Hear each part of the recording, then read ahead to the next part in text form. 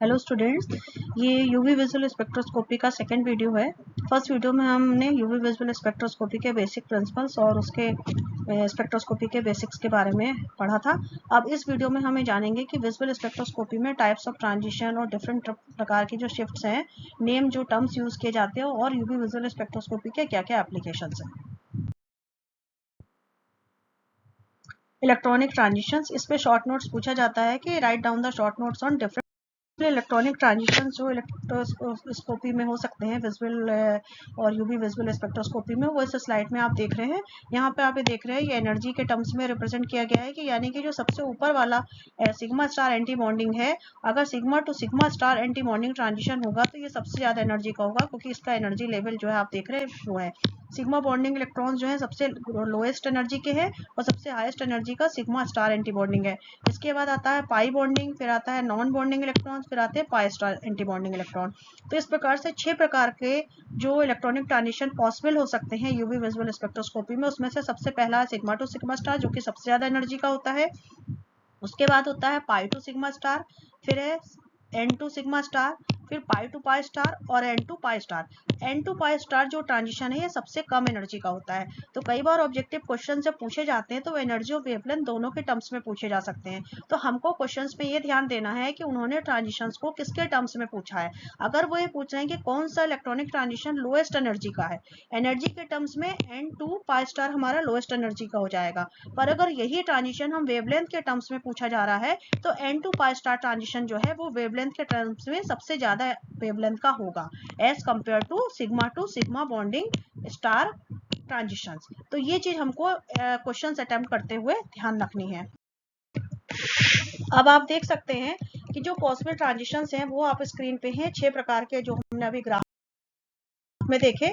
अब इसमें से जो sigma to sigma star transition होता है, ये जो होते हैं कब होंगे, जब सिग्मा इलेक्ट्रॉन जो कि ग्राउंड स्टेट के हैं वो किसमें एक्साइट होके जाएंगे रेडिएशन एब्जॉर्ब करने के बाद, एंटी बॉन्डिंग सिग्मा स्टार में, जिसकी एनर्जी सबसे टॉप मोस्ट पे मैंने दिखाई, जो कि सबसे हाईली एनर्जिक होते हैं। ठीक है, तो इस प्रकार से ये ट्रांजिशन के लिए हमको सबसे ज्यादा एनर्जी की जरूरत होती है। अब ये ट्रांजिशन किस प्रकार के कंपाउंड में पाए जाएंगे, मेथेन जैसे कि सैचुरेटेड कंपाउंड। क्यों? क्योंकि सैचुरेटेड कंपाउंड में ही सिंगल बॉन्ड होगा, सिंगल बॉन्ड में ही से सिग्मा बॉन्ड बनता है, क्योंकि जो भी पहला बॉन्ड बनेगा वो सिग्मा बॉन्ड बनेगा। तो सिग्मा बॉन्ड्स यहाँ पे मिथाइल में आप देख सकते हो। तो इस तरीके से CH बॉन्ड जो है ये केवल एक ही प्रकार का ट्रांजिशन शो कर पाएगा, जो कि होगा हमारा किस प्रकार का, सिग्मा टू सिग्मा स्टार। और इसका जो एब्जॉर्प्शन मैक्सिमा आता है वो 125 नैनोमीटर होता है। इस कारण से इस प्रकार के कंपाउंड्स का जो यूवी एब्जॉर्प्शन है वो हमारे लिए किसी प्रकार से बहुत ज्यादा माने का नहीं रखता है, क्योंकि ये बिलो जो है हमारा किसके जा रहा है, बिलो 200 जा रहा है, जो कि फार यूवी रीजन में आता है। जो हमने पहले आपको रेंज बताई उसमें हमने बताया कि फार यूवी रीजन में आता है। प्रकार का जो ट्रांजिशन होता है वो है पाई टू पाई स्टार ट्रांजिशन। इस ट्रांजिशन में पाई इलेक्ट्रॉन जो बॉन्डिंग इलेक्ट्रॉन्स होते हैं ये जो है एक्साइट होके किस में जाते हैं, pi star anti bonding orbital में जाते हैं। तो इस प्रकार से जो है आप कम देख सकते हैं कि ये जो प्रकार का जो ट्रांजिशन होगा वो किस प्रकार के कंपाउंड में पॉसिबल होगा, मल्टीपल बॉन्ड से। मल्टीपल बॉन्ड जिसमें कि पाई बॉन्ड होना चाहिए। ठीक है, तो पाई बॉन्ड्स किन किन किन में होता है, जिससे जैसे कि एल्कीन में, एल्केन में, एल्काइन में, कार्बोनिल में, नाइट्राइल में और एरोमेटिक कंपाउंड्स में। तो जहां जहां भी पाई बॉन्ड होगा वहां पे हमको पाई टू पाई स्टार ट्रांजिशन देखने को मिलेगा। और ये जनरली एब्जॉर्ब करता है 170 से 200 नैनोमीटर में एल्कीन के केस में। और ये भी इसीलिए एल्केन और एल्कीन्स का जो मॉलिक्यूलर आइडेंटिफिकेशन है वो हम यूवी स्पेक्ट्रोस्कोपी से यूजली नहीं करते हैं, क्योंकि ये हमारे किसी काम का नहीं रहता है बिलो 200 एब्जॉर्प्शन शो करने के कारण। तीसरे प्रकार का जो ट्रांजिशन होता है ये sigma to sigma non bonding to sigma star transition होता है। ये सैचुरेटेड कंपाउंड जिसमें कि आपके क्या होना चाहिए, नॉन बॉन्डिंग इलेक्ट्रॉन हो। तो नॉन बॉन्डिंग इलेक्ट्रॉन्स किन किन में होते हैं, नॉन बॉन्डिंग इलेक्ट्रॉन्स आपके ऑक्सीजन में हो सकते हैं, नाइट्रोजन में हो सकते हैं, सल्फर में हो सकते हैं। जब भी ये कंपाउंड किसी भी सिस्टम में प्रेजेंट होंगे तो वहां पे क्या होगा, उस वजह से यहाँ पे जो है नॉन बॉन्डिंग इलेक्ट्रॉन्स होंगे। और इस प्रकार के कंपाउंड जो है ये नॉन बॉन्डिंग से सिग्मा स्टार में ट्रांजिशन शो करेंगे। यूजली ये वाला ट्रांजिशन जो होता है sigma to sigma star transition से कम एनर्जी का होता है। ठीक है, नेक्स्ट प्रकार का जो ट्रांजिशन है ये N to pi star transition है। तो N to pi star transition जैसा कि नॉन बॉन्डिंग इलेक्ट्रॉन्स जो है ये किसमें जाएंगे, एक्साइट होके पाई स्टार ऑर्बिटल में जाएंगे। तो इसके लिए भी डबल बॉन्ड होना जरूरी है। डबल बॉन्ड के साथ क्या होना चाहिए, हमारे पास ऐसा एलिमेंट होना चाहिए जो एटम जो है जिसके पास नॉन बॉन्डिंग इलेक्ट्रॉन है, जैसे कि ऑक्सीजन है। नॉन बॉन्डिंग मतलब जिन्होंने शेयरिंग नहीं की है बॉन्ड बनाने में। तो N to pi star transition जो होता है ये मिनिमम एनर्जी का और लॉन्गर वेवलेंथ का होता है। तो हमको क्वेश्चन में ये ध्यान रखना है कि वो एनर्जी के लेवल पे पूछ रहे हैं कि कौन सा ट्रांजिशन एनर्जी लेवल पे मिनिमम है या मैक्सिमम है, या फिर वो वेवलेंथ के टर्म्स में पूछ रहे हैं कि कौन सा जो ट्रांजिशन है वो लॉन्गर वेवलेंथ का है शॉर्टर वेवलेंथ पे। तो उस हिसाब से हमारा आंसर जो है वो चेंज हो जाएगा। तो इसको हमें आंसर अटेम्प्ट करते समय ध्यान रखना है। स्पेशली जो सिग्मा टू पाई स्टार और पाई टू सिग्मा स्टार ट्रांजिशन जो होते हैं ये यूजली जो फॉरबिडन ट्रांजिशन होते हैं, केवल थ्योरेटिकली पॉसिबल है। तो इस प्रकार से हमने देखा कि एन टू पाई स्टार और पाई टू पाई स्टार ये जो ट्रांजिशन है जिनका अबव 200 नैनोमीटर शो करते हैं, यही सबसे ज्यादा यूवी विजिबल स्पेक्ट्रोफोटोमीटर के द्वारा एसेसिबल ट्रांजिशन है जिनका हम अध्ययन किसी भी सैंपल के आइडेंटिफिकेशन में करते हैं। अब बहुत सारे टर्म्स जो है आपको यूवी विजुअल स्पेक्ट्रोस्कोपी में देखने को मिलेंगे और इन टर्म्स पे शॉर्ट आंसर क्वेश्चंस बनते हैं, जैसे कि वाटर वेथोक्रोमिक शिफ्ट है या रेड शिफ्ट क्या है, ब्लू शिफ्ट क्या है। ये कभी पूछ लेते हैं ब्लू शिफ्ट की जगह उसका दूसरा नाम जो हिप्सोक्रोमिक शिफ्ट है वो पूछ लेते हैं। तो इन टर्म्स को हमको पढ़ना चाहिए और इन टर्म्स के बारे में हमें पता होना चाहिए। तो टर्म्स को पता होने से पहले हमको कुछ जो कॉमन नेम है जैसे कि क्रोमोफोर यूज होता है यूवी विजिबल स्पेक्ट्रोस्कोपी में, इसकी डेफिनेशंस और इसके बारे में हमको जानकारी होनी चाहिए। तो क्रोमोफोर्स क्या होते हैं, जो कोई भी मॉलिक्यूल है उसका ऐसा पार्ट, यानी कि जिस मॉलिक्यूल का हम अध्ययन कर रहे हैं उसका वो हिस्सा जो कि कलर के लिए रिस्पॉन्सिबल है। क्रोमो मीन्स होता है कलर, क्रोमा मीन्स कलर होता है, उसी से क्रोमो बना है। तो क्रोमोफोर या क्रोमोस्फेयर से मतलब क्या है कि ऐसा मॉलिक्यूल का वो हिस्सा जो कि उसको कलर देने के लिए रिस्पॉन्सिबल है।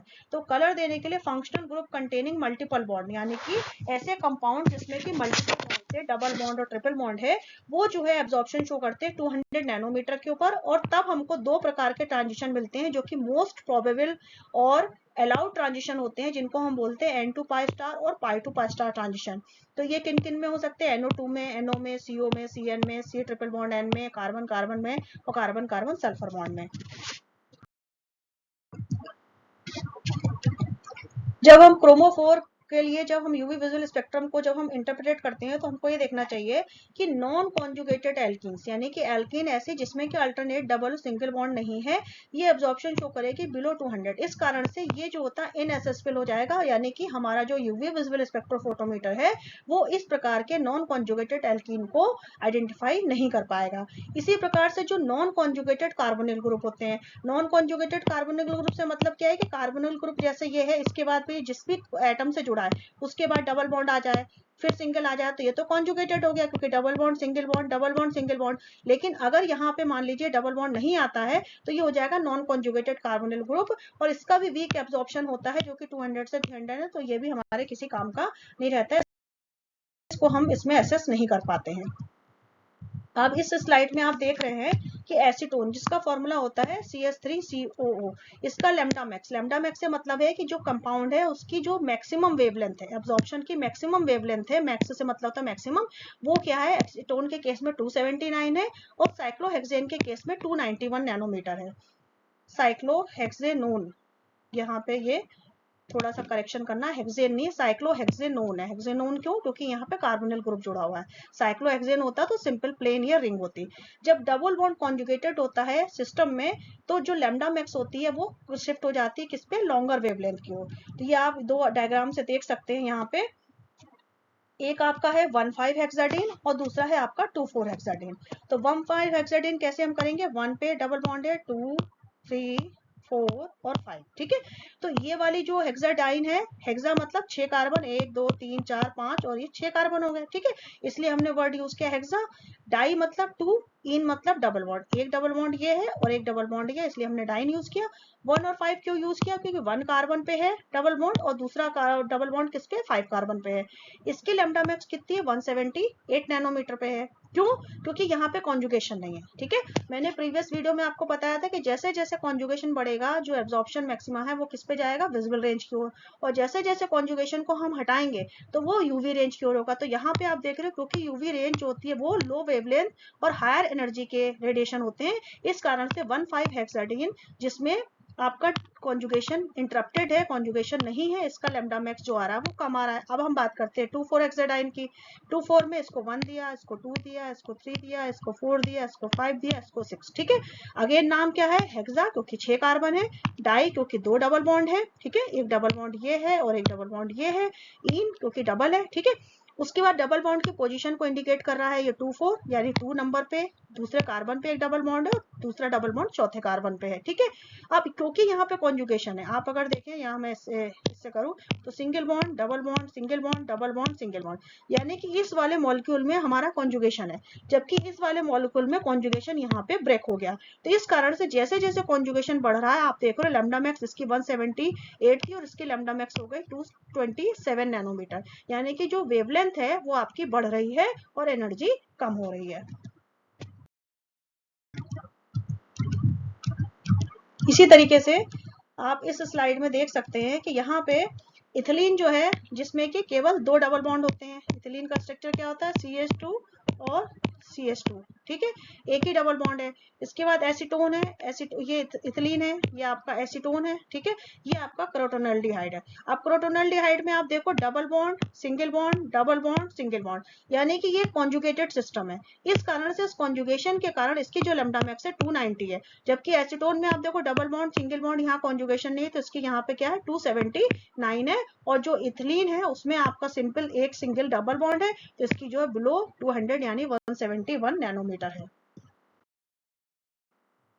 अब दूसरा टर्म जो यूज होता है ऑक्सोक्रोम। ऑक्सोक्रोम क्या होते हैं, ऑक्सोक्रोम क्या होते हैं, जो फंक्शनल ग्रुप होता है जब ये अटैच होता है क्रोमोफोर से, ठीक है। क्रोमोफोर तो मॉलिक्यूल का वो हिस्सा है जो कि कलर इंपार्ट कर रहा है, ठीक है, लेकिन ऑक्सोक्रोम क्या है, जो फंक्शनल ग्रुप, फंक्शनल ग्रुप कौन होते हैं, जो कि किसी भी मॉलिक्यूल के स्पेसिफिक रिस्पॉन्स के लिए, केमिकल से स्पेसिफिक रिस्पॉन्स के लिए रिस्पॉन्स, जैसे कि फंक्शनल ग्रुप में अपने OH आ जाता है, NH2 आ जाता है, NO2 आ जाता है, नाइट्रो ग्रुप है आपका, एनिलीन में NH2 ग्रुप है, OH ग्रुप है, कीटोनिक ग्रुप है। तो इस तरीके से ये फंक्शनल ग्रुप है। जब ये फंक्शनल ग्रुप किसी भी क्रोमोफोर से अटैच होंगे तो क्या करते हैं, ये उसकी एबिलिटी को एब्जॉर्ब करने की, लाइट की एबिलिटी या उसकी क्षमता को बढ़ा देते हैं या चेंज कर देते हैं।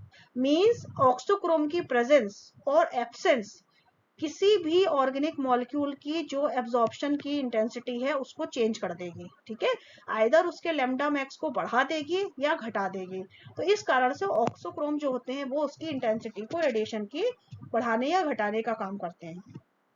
यानी कि ये functional group non bonding electrons के साथ भी हो सकते हैं, जो कि एब्जॉर्ब नहीं करते हैं नियर यूवी रीजन में, लेकिन जब ये किसी भी क्रोमोफोर से अटैच हो जाते हैं तो जरूर उसकी वेवलेंथ और इंटेंसिटी को चेंज कर देते हैं। खुद तो नहीं करते हैं, बट जब किसी क्रोमोफोर से अटैच कर दिया जाता है सिस्टम में तो उसमें ये अल्ट्रेशन पैदा कर देते हैं। इसको हम एक उदाहरण के द्वारा समझेंगे, जैसे कि हमने यहाँ पे देखा बेंजीन, ठीक है। बेंजीन क्या है, ये कॉन्जुगेटेड सिस्टम है, जो कि हम क्रोमोफोर कह सकते हैं, ठीक है। इसका आपने देखा जो नैनोमीटर है, जो आपका लेमडा मैक्स है वो कितना है, 255 है। जब इसी क्रोमोफोर से हमने किसी फंक्शनल ग्रुप को, जो कि OH है, और दूसरा फंक्शनल ग्रुप इसमें क्या जोड़ दिया हमने, NH2, ठीक है, दोनों के संग नॉन बॉन्डिंग इलेक्ट्रॉन, ऑक्सीजन पे भी हमको पता है नॉन बॉन्डिंग इलेक्ट्रॉन्स होते हैं और नाइट्रोजन पे भी होते हैं, ठीक है।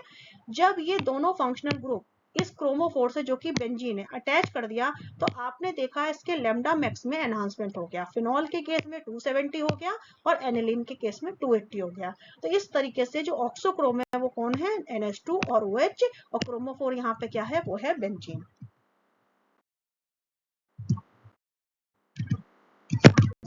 अब ये 4 टर्म्स और यूज होते हैं उसमें।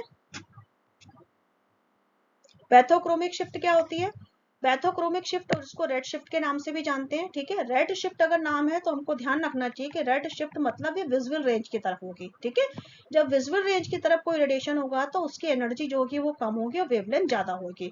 तो यहाँ पे आप देख सकते हैं कि इन्होंने बोला है कि जब एब्जॉर्प्शन मैक्सिमा, यानी कि लेमडा मैक्स जो किसी कंपाउंड का है, ये लॉन्गर वेवलेंथ की ओर शिफ्ट हो रहा है, यानी कि उसका पहले लेमडा मैक्स ज्यादा था, सॉरी कम था, और बाद में उसका ज्यादा हो गया, तो इस प्रकार की जो शिफ्ट कहलाती है वो कहलाती है रेड शिफ्ट या फिर पैथोक्रोमिक शिफ्ट।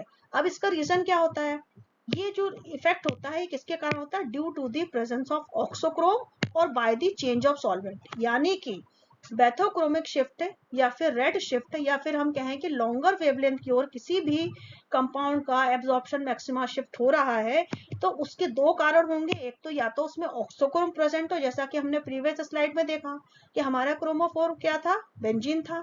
जब उसमें हमने NO2 जोड़ दिया, सॉरी OH जोड़ दिया और NH2 जोड़ दिया, तो उसका लैम्डा मैक्स इंक्रीज हो गया। एक तो वो कारण हो गया। दूसरा कारण क्या होता है, पोलैरिटी चेंज ऑफ सॉल्वेंट। ठीक है, जब हम डिफरेंट सॉल्वेंट में किसी एक ही कंपाउंड का स्पेक्ट्रा देते हैं तो उसके लैम्डा मैक्स में डिफरेंट रीडिंग्स हमको मिलती हैं। ये हम इफेक्ट ऑफ सॉल्वेंट में पढ़ेंगे इसको डिटेल में। Auxochrome group like OH, OCH3 causes absorption of compound at longer wavelength, ये हम ऑलरेडी बता चुके हैं। अब आप देख सकते हैं यहाँ पे जो ऑर्थोनाइट्रोफिनॉल है, ठीक है, ऑर्थोनाइट्रोफिनॉल सॉरी पैरानाइट्रोफिनॉल, क्योंकि ये 1 2 3 4 5 6 1 और 2 पोजीशन जो होती है ऑर्थो होती हैं, 1 और 3 होती हैं जो ये मेटा होती हैं, और जो 1 और 4 पोजीशन होती है ये हमेशा पैरा होती है। ठीक है, तो यहाँ पे जो दोनों सब्सटेंट यानी नाइट्रो ग्रुप और OH ग्रुप, ये दोनों एक दूसरे के रिलेशन में कैसा बना रहे हैं, 1 और 4 का रिलेशन बना रहे हैं। इस कारण से पैरानाइट्रोफिनॉल हो गया। जब हम इसको एल्कलाइन मीडियम में करेंगे तो क्या होगा, ये एल्कलाइन मीडियम में OH जो होगा इस H को अब्स्ट्रैक्ट कर लेगा, तो H जो है ऐसे प्रोटॉन यहाँ से निकल जाएगा। जब ये H+ निकलेगा तो ये अपने इलेक्ट्रॉन किसको दे जाएगा, ऑक्सीजन को दे जाएगा, O- को। तो जब कभी अल्कलाइन मीडियम में पैरानाइट्रोफिनॉल का जब हम यूवी स्पेक्ट्रम देखते हैं तो यहाँ पे रेड शिफ्ट हमको मिलती है, यानी कि इसका जो वेवलेंथ है वो किधर शिफ्ट हो जाता है, हायर वेवलेंथ की ओर। यहाँ पे आप देख सकते हो रीडिंग से, जब पैरानाइट्रोफिनॉल विदाउट अल्कलाइन मीडियम हमने लिया तो इसका 255 था, और जब इसको अल्कलाइन मीडियम में लिया तो इसका जो है 265 नैनोमीटर हो गया। अब इसका रीजन क्या होता है, रीजन क्या हुआ, यहाँ पे क्या हुआ, OH था। ठीक है, तो यहाँ पे जो शेयर्ड इलेक्ट्रॉन थे ये इसके संग वहां पे कॉन्जुगेशन में नहीं जा रहे थे, लेकिन जब ये H ऐसे H+ निकल गया तो जो O- आया, नेगेटिव चार्ज आया, अब जो ऑक्सीजन जो है आसानी से इन इलेक्ट्रॉन्स को इसके साथ कॉन्जुगेशन में शो करेगा, जिसकी वजह से क्या होता है, कॉन्जुगेशन बढ़ जाएगा सिस्टम में। और हमको पता है जब कभी किसी सिस्टम में कॉन्जुगेशन बढ़ेगा, यानी कि मोर कॉन्जुगेटेड सिस्टम,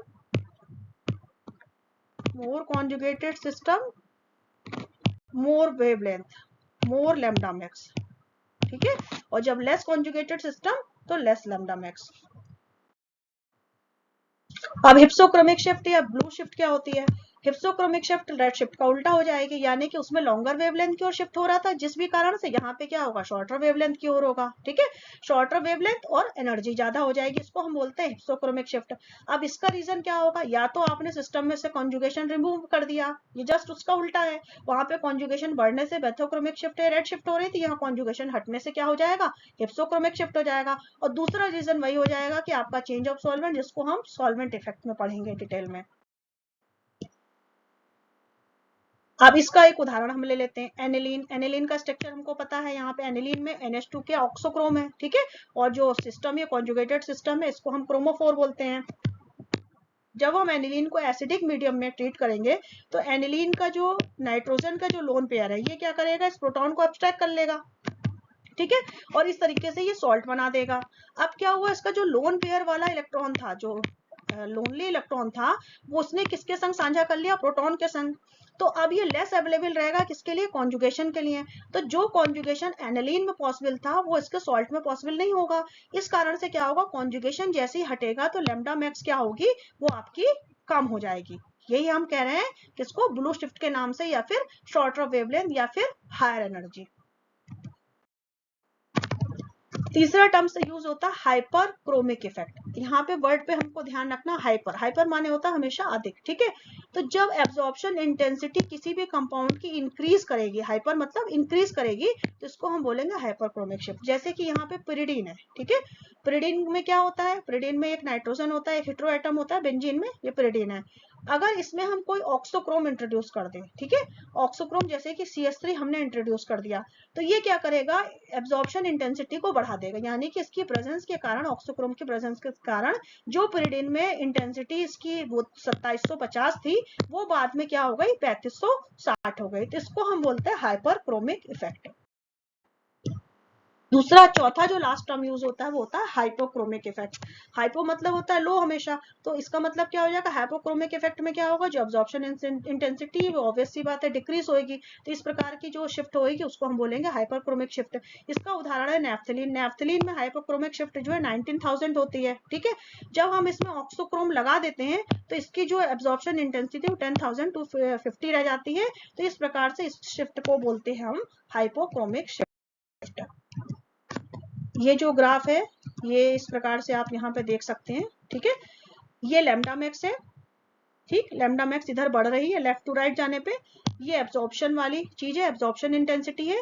तो हाइपरक्रोमिक शिफ्ट, हाइपर मतलब मोर, तो हाइपरक्रोमिक शिफ्ट का मतलब है कि increase in absorption intensity, hypochromic shift means decrease in absorption intensity. Lambda max है यानी रेड शिफ्ट या फिर जिसको हम बैथोक्रोमिक शिफ्ट बोलते हैं, इसका मतलब क्या हुआ कि इंक्रीज इन वेवलेंथ या फिर longer wavelength, shifted towards longer wavelength. और blue shift means to shift towards shorter wavelength और लेस वेवलेंथ। तो ये एक ग्राफिकल रिप्रेजेंटेशन है शिफ्ट और इफेक्ट्स, जिनको हमने चारों को पढ़ा। अब हम जानेंगे कि यूवी और विजिबल स्पेक्ट्रोस्कोपी के क्या क्या एप्लीकेशन है। एप्लीकेशन मतलब कि इसका हम कहाँ कहाँ पे उपयोग कर सकते हैं। आज की डेट में बहुत ज्यादा एडवांस स्पेक्ट्रोस्कोपी आ गई, तो यूवी विजिबल स्पेक्ट्रोस्कोपी से इतना जा, पर अगर आपको किसी भी कॉन्जुगेटेड और नॉन कॉन्जुगेटेड सिस्टम को आइडेंटिफाई करना हो तो उसके लिए बेस्ट है यूवी। ये अक्सर जो होता है इंटरव्यू से वाइवेस में पूछा जाता है कि इतनी डिफरेंट स्पेक्ट्रोस्कोपी है तो हम किस प्रकार से कौन से कंपाउंड का आइडेंटिफिकेशन किस स्पेक्ट्रोस्कोपी से कर सकते हैं। तो हमारा आंसर होना चाहिए कि यूवी विजुअल स्पेक्ट्रोस्कोपी से हम कॉन्जुगेशन, नॉन कॉन्जुगेशन। इसी प्रकार से अगर हमको आईआर से पूछा जाए कि आईआर स्पेक्ट्रोस्कोपी से हम क्या कर सकते हैं, तो जो मेन है वो फंक्शनल ग्रुप का जो आइडेंटिफिकेशन है वो हम आईआर स्पेक्ट्रोस्कोपी से करते हैं। इसी प्रकार से एनएमआर से क्या करते हैं, एनएमआर जो कि न्यूक्लियर मैग्नेटिक रेजोनेंस है, जिसमें हम प्रोटॉन का अध्ययन करते हैं। तो जो प्रोटॉन एच होता है इसका हम एनवायरमेंट का अब आइडेंटिफिकेशन करते हैं कि जो प्रोटॉन है वो किस प्रकार के एनवायरमेंट में प्रेजेंट है। Different different environment means electronegative atom के साथ जुड़ा हुआ है, मोर इलेक्ट्रोपॉजिटिव एटम के साथ जुड़ा, उसकी वजह से उसकी जो रीडिंग आती है, जो स्पेक्ट्रम आता है वो अलग अलग आता है। तो कभी भी हमको अगर प्रोटॉन का एनवायरमेंट देखना तो उसके लिए हम एनएमआर स्पेक्ट्रोस्कोपी यूज करेंगे।